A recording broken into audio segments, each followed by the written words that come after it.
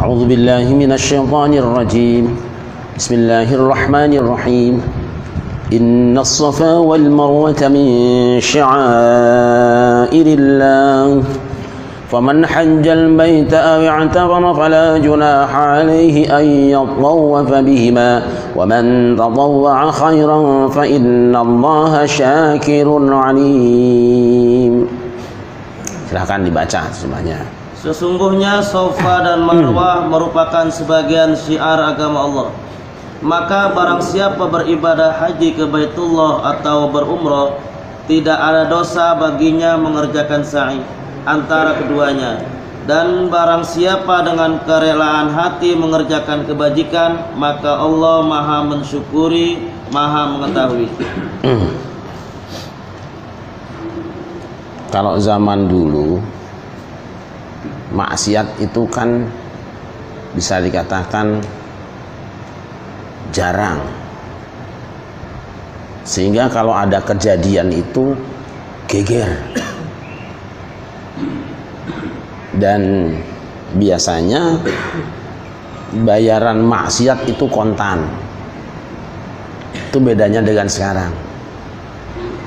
Konon pada masa Rasulullah SAW, kalau ada orang yang ghibah, membicarakan aib saudaranya di satu majelis, itu orang satu ruangan itu kena bau. Kok bau ya? Wah, ada yang ngomongin orang nih.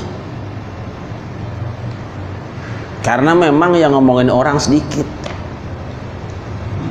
Kalau sekarang kan di majelis taklim, kalau yang ngajinya 100, yang sedikit itu yang nggak ngomongin orang. Apalagi musim pilpres, isinya ngomongin orang semua. Kenapa tidak ada aroma? Ya udah bau semua.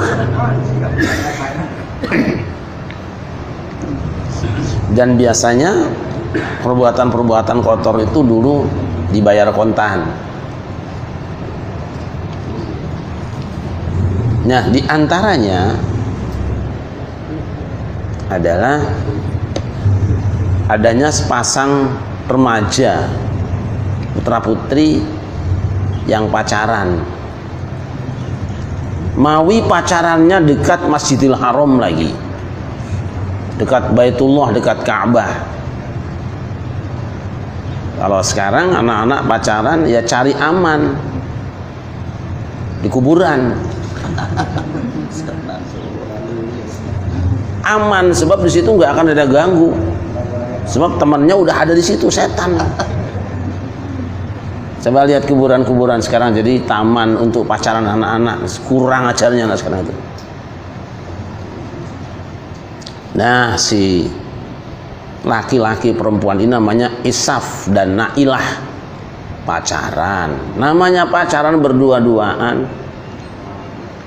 Akhirnya dua-duanya terlibat perzinaan. Zinahnya dekat Baitullah lagi. Nah, kemudian hukuman Allah datang. Keduanya itu dijadikan batu. Jadi cerita manusia jadi batu itu bukan hanya di Malin Kundang, sudah ada sebelumnya.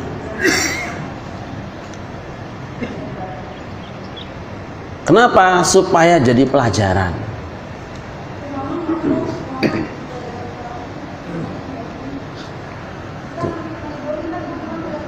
Itu ngobrolnya jangan di masjid ya Bu, di tempat lain ya, kalau mau kenceng.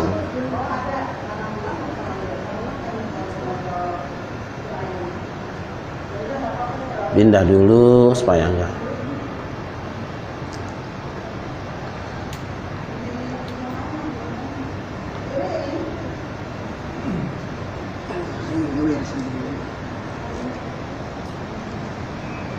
Nah, namanya manusia.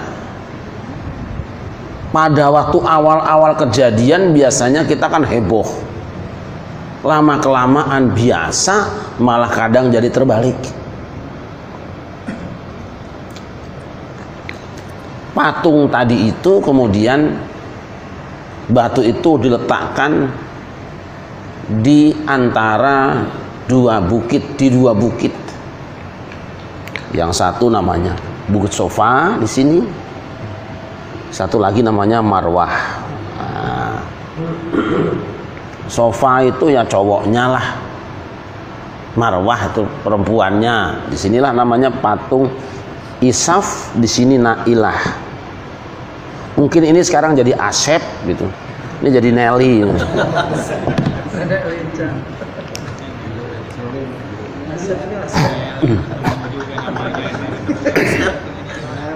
Ini kan di Indonesia kan biasa saja, wong kita ini kalau Al-Fatihah jadi Fatihah biasa saja. Kalau yang menjelek-jelekkan berarti dia menghina orang Jawa, mau ngetes ilmunya orang Jawa, biasa saja.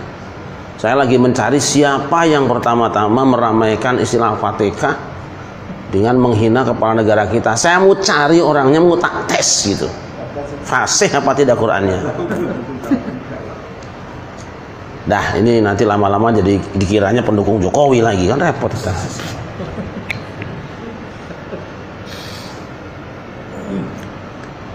Nah, orang-orang jahiliyah itu suka tabarukan, ngalap berkah. Wong ini orang ahli maksiat, kok anehnya orang kesini malah pada ngalap berkah, kerjanya tawaf,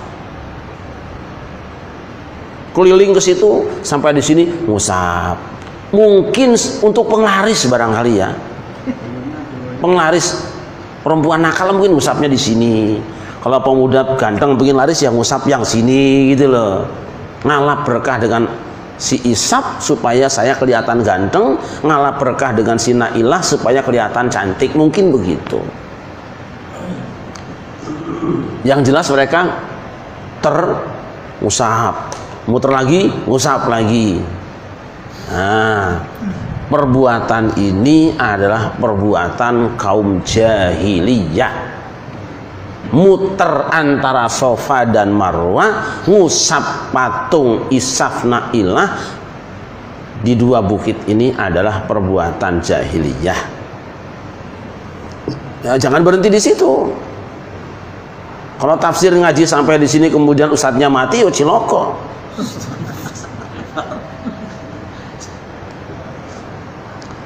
Ketika Kanjeng Nabi Muhammad SAW diutus menjadi seorang rasul, beliau memerintahkan kaum muslimin supaya tawaf di Ka'bah dan tawaf antara Sofa dan Marwah. Namanya tawaf, ayat tawafa bihima, tawaf. Belakangan disebut dengan sa'i. Kalimatnya tawaf di Quran itu. Nanti supaya tidak ribut, ini bahasa ini harus diperjelas. Jangan sampai sa'i itu bid'ah, yang benar tawaf, kalimatnya tawaf di Quran. Lah iku ngaji. Nah, begitu diperintahkan sa'i antara Sofa dan Marwah, banyak para sahabat Nabi yang tidak mau, terutama penduduk Madinah. Setahu kami ini adalah ritualnya orang jahiliyah, nggak bisa kita. Ada juga di antara sahabat Nabi, nanti kita jelaskan di sabab nuzul di situ, yang menganggap fala junaha di sini hanya sekedar tidak dosa tok. Nah, atas dasar fakta sejarah, wow, nih buktinya nih. Dalam sejarah terbukti bahwa muter-muter antara Sofa dan Marwah itu pekerjaan orang-orang jahiliyah. Kita kan sudah Islam, mosok ngikutin juga perbuatan dia. Lalu dijelaskan bahwa yang menyebabkan orang-orang jahiliyah itu tersesat karena i'tikad dan niat mereka ketika muter-muter Sofa dan Marwah itu adalah untuk ngalap berkah patung Isaf dan Nailah. Adapun muternya yang kue rubah i'tikadnya, melaksanakan perintah Allah, syiar Allah, tidak apa-apa. penampilannya sama, muternya di situ juga, tapi min sya'airillah, dikembalikan lagi. Kenapa? Sebab sejarahnya asalnya Safa dan Marwah itu bukan tempat pacaran, tetapi asalnya tempat Hajar mencari air. Itu. Jadi gimana? Muternya terus dipertahankan sampai hari ini, cuma prakteknya beda, niatnya beda. Tapi orang yang tidak tahu sejarahnya ini akan menganggap bahwa perbuatan umat Islam sama dengan orang jahiliyah. Beto mas. Bahkan sampai Quran turun masih banyak sahabat Nabi yang mengira tidak tawaf tidak apa-apa, tidak sa'i tidak apa-apa. Padahal sa'i termasuk di antara rukun haji dan rukun umroh. Tidak sah hajinya kalau tidak melaksanakan sa'i, tidak sah umrohnya kalau tidak ada sa'inya. Dibaca sebab nuzulnya, silahkan. Dikemukakan oleh Syaikhaini Imam Bukhari dan Muslim dan lainnya dari Urwah yang bersumber dari Aisyah bahwa Urwah bertanya kepada Aisyah mengenai firman Allah, Inna Safa wal Marwata min sya'airillah faman hajjal baita aw itamara fala junaha alaihi an yatawaffa bihima. Bagaimana pendapatmu tentang ayat itu? Kalau menurut saya bahwa orang yang melakukan tawaf di keduanya itu tidaklah berdosa. Jawab Aisyah, buruk sekali apa yang kamu katakan itu, hai putra saudara perempuanku. Kamu meyakini ayat itu tidaklah berdosa orang yang tidak melakukan tawaf di antara keduanya. Itu tidak benar. Yang benar bahwa ayat itu turun mengenai orang-orang Ansor sebelum masuk Islam mengadakan upacara keagamaan untuk anak yang jahat itu. Tidak mau melakukan tawaf di antara Safa dan Marwah. Lalu mereka bertanya mengenai hal itu kepada Rasulullah SAW. Ya Rasulullah, sesungguhnya kami pada zaman jahiliyah berkeberatan melakukan tawaf di Safa dan Marwah. Maka Allah menurunkan ayat ini. Ya cukup. Sampai sahabat Nabi juga ada yang salah paham. Urwah bin Zubair, ya,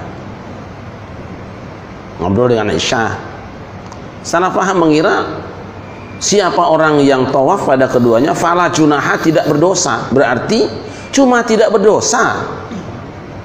Berarti orang yang melakukan sa'i juga tidak berdosa, tidak juga tidak berdosa. Itu salah paham kata Aisyah. Bukan begitu. Ayat itu turun menjawab statement orang lain yang mempertanyakan masalah tadi. Apa yang kita tangkap? Seorang yang sedang berdakwah, jika menemukan satu tradisi atau kebiasaan, maka dia akan mengintip barangkali tradisi itu bisa dijadikan kendaraan untuk memasukkan pesan-pesan ayat, pesan-pesan agama. Maka mereka cenderung untuk tidak menghancurkan atau membubarkan tradisi tadi, tapi bagaimana memaknai tradisi. Itulah yang dilakukan oleh para wali di Indonesia. Di antaranya sedekah laut. Ada situ. Mungkin benar asal muasalnya sedekah laut itu untuk ngempani dan yang Jawa kang muasane iki segoro, mungkin. Tapi leluhur kami orang Jawa yang menurut kami ilmu agamanya lebih tinggi, nalurinya lebih hebat, kemudian kesungguhan dakwahnya juga tanpa bayaran. Ini bagaimana supaya tetap kita gabung dengan mereka, lalu satu persatu anak mereka masuk Islam, tapi selamat. Oh ya, ini kalau gitu kita ikut larung kepala kebo ke lautan, tapi etikat kita tidak sama dengan mereka. Hanya sekedar mencari akrab dengan mereka, yang satu saat mereka pun ikut kita. Tapi harus jadi pemain loh. Harus menjadi penentu gerakan, bukan jamaah paling belakang terus. Ngobrol. karena ulama ini orang pinter, kalau ditanyakan dia tempat bertanya. Loh itu maksudnya apa, Mbah? Ngasih kepala kerbau ke lautan itu. Alah itu yo ngumpani iwak. Rubah nggak hukumnya? Hukumnya rubah nggak? Sama nggak hukumnya dengan tadi?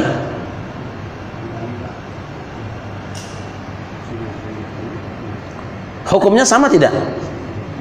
Melemparkan kepala kerbau untuk danyang kang wasa di samudra dengan melemparkan kepala kerbau untuk ngempani ikan, sama tidak hukumnya? Oke, kita setuju bahwa perbuatan itu kelihatannya mubazir.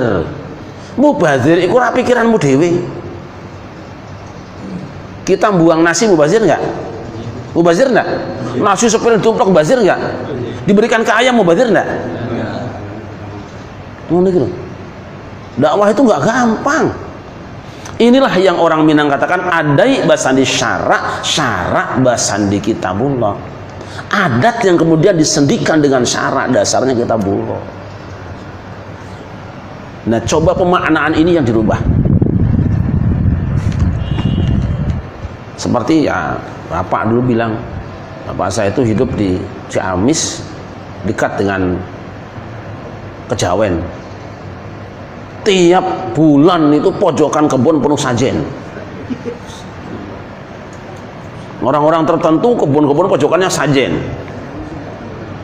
Lah ini Romo berdakwah. Ingat ya, bukan sedang memerangi musuh, sedang berdakwah. Bukan sedang menghadapi orang Islam yang melanggar syariat, tapi melihat budaya orang yang hidup, orang Islam hadir di situ. Nah, teman-teman kita yang sana kan, masih makan setan. Romo, diam saja. Ini penggaweanku. Kamu kerja di sana aja.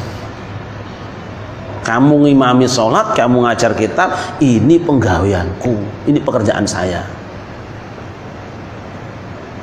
Ikutin, akrabin orangnya.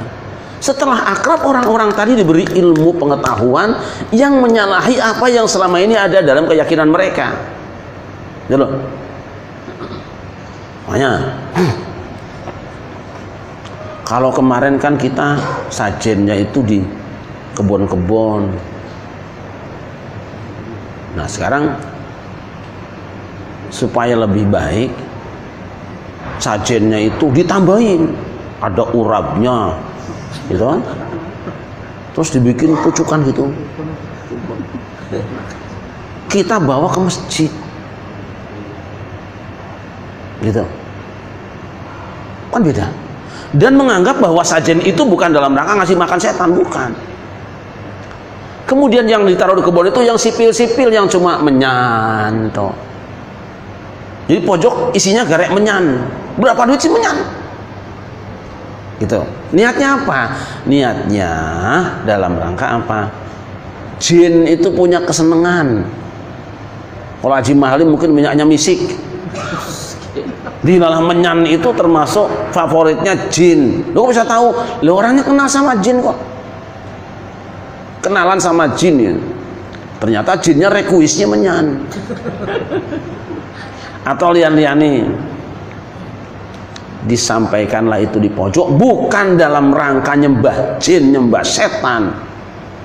Kita mau ada kegiatan dungo. Ketika dungo di situ, jinnya ketongkol dengan kesenangannya itu nggak ganggu kita, gitu loh. Lama-kelamaan juga itu hilang sendiri nanti. Sekarang sudah nggak ada lagi. Itulah berdakwah. Kalaupun masih ada, asal pindah etika dan niat, insya Allah selamat. Kayak tadi, niati saja kita apa? Ngasih makan ikan. Alat bang dasir tok. Ini ada juga nanti yang pakai gunungan jeruk. Itu juga bukan dipersembahkan untuk jin. Bentuknya kayak patung, apa kayak candi itu. Lalu kita kelilingin baca subhanallah walhamdulillah wallahu akbar, terus rebutan dimakan. Itu makanan yang udah kena berkah zikir itu loh.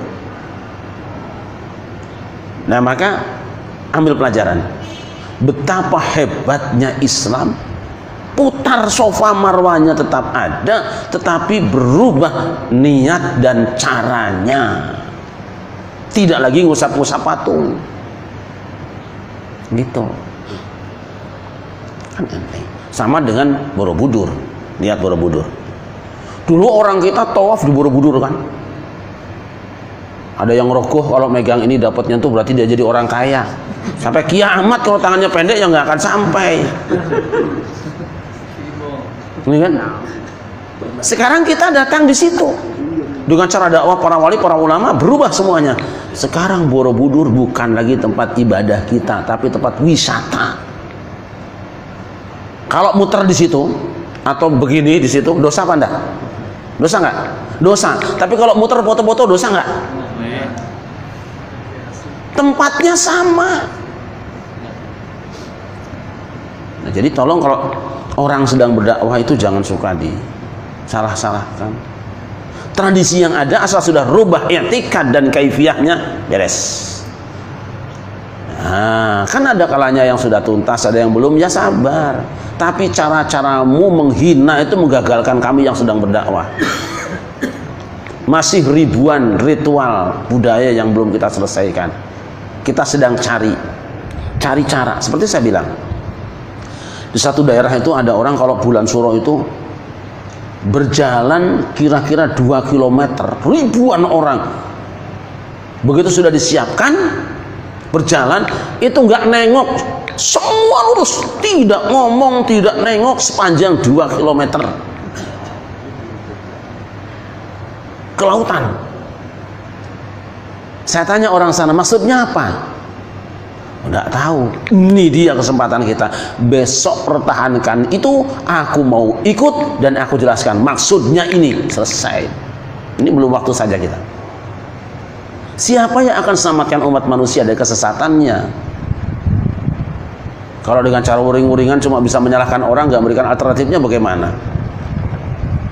Orang tidak boleh naik kuda ke sana jauh, nanti malah berak depan masjid. Tuh kok kayak motor? Lo jauh kok. Nah, itu dakwah. Saya sudah mulai inventarisir sebagian, dan ini tugas pada suka ini. Di mana saja ada tradisi hidup, ayo cepat ambil itu, selamatkan manusia dengan tidak melukai perasaannya. Tapi ya siap-siap dihina orang-orang yang memang gatelan itu. Agama tuh nggak boleh gatelan, sabar. Sabar, dakwah itu beda dengan perang. Kalau perang jelas hanya satu pilihannya, membunuh atau terbunuh.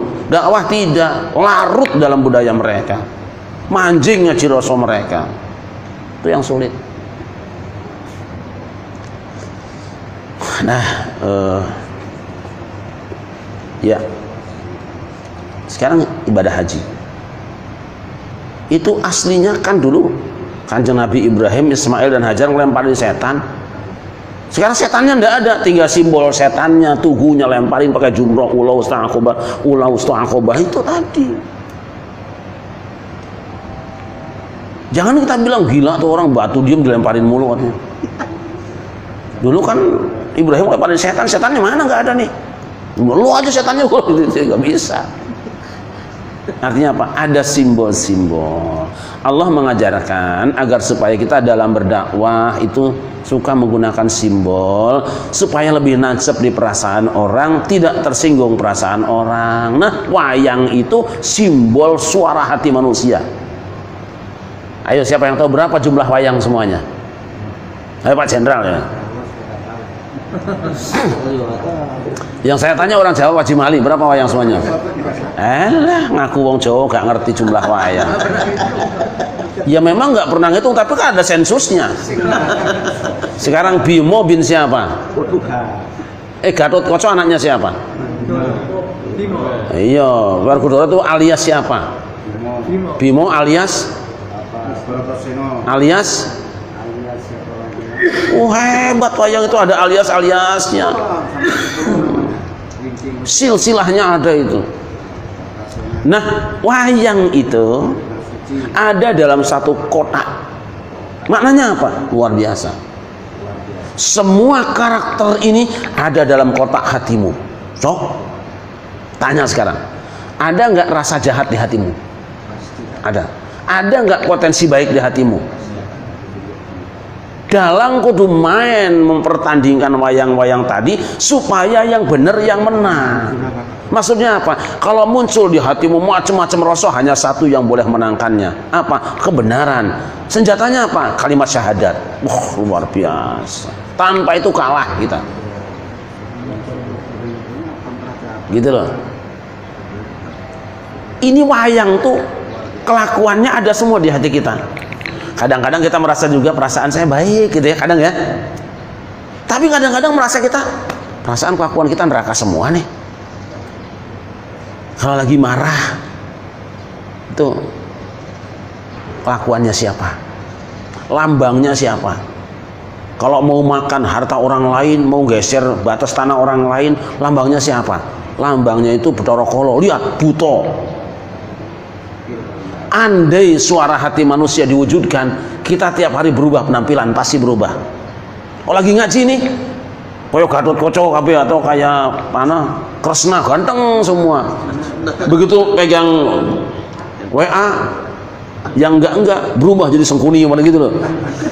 Kita ini tiap hari berubah muka ini. Andai kata suara hati kita bisa diwujudkan dalam fisik, mungkin tiap hari kita nggak bisa kenal. Ini siapa nih? Aku Haji Mari. Bukan ah. Kok orang ini kok gini?